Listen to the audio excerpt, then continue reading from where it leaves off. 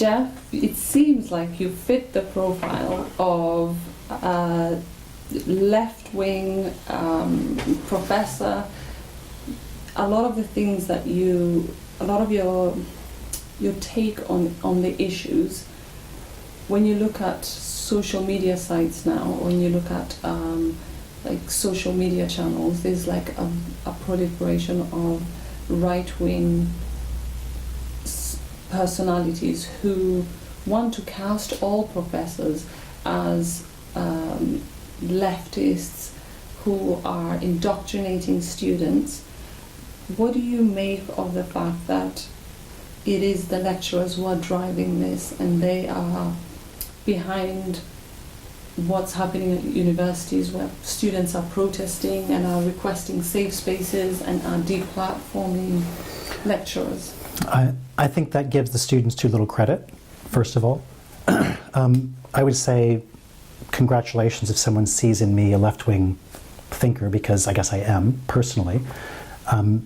However, in my teaching, that's not what my teaching is about. And not that I would want to speak for any of my colleagues in my department or more broadly, but the vast majority of instructors that I know of aren't interested in indoctrinating students. That's not our job. Our job is to get the students to develop ideas, to critically challenge them. And when I teach, I want to get them to think in new ways about the subjects that I teach them, whether that's about how we, view the rise of the Nazis, or whether we, how we view the workings of race in modern German history. My job isn't to tell them what's true. And in fact, I do very little telling them what's true. I do much more raising questions, getting them to answer, and then challenging the presumptions of those answers that they give, getting them to talk, getting them to challenge each other's presumptions so they can figure out both what they think, why they think what they think, and whether that's justified on the basis of the evidence that they've got in front of them, or whether a different perspective would help them think about it in new ways.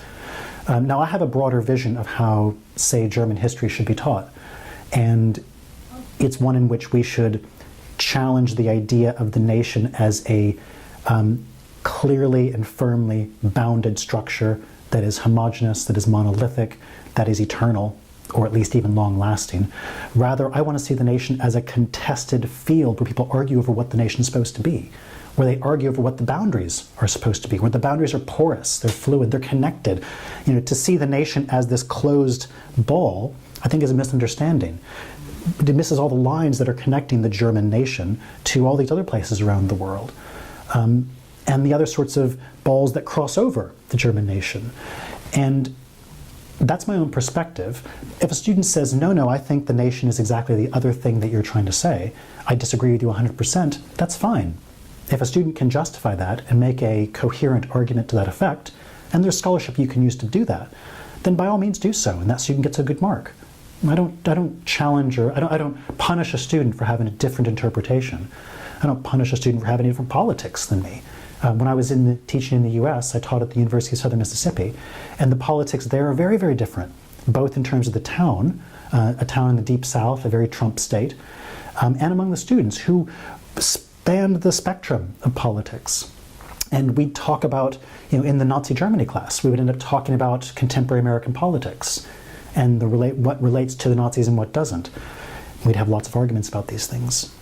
And I don't discourage those arguments. I don't discourage a use of political perspectives in developing theories. But I also don't think that sloppy thinking should be supported just because it's convenient, or just because it's comfortable, or just because it fits someone's preconceived notions. That I don't stand for either.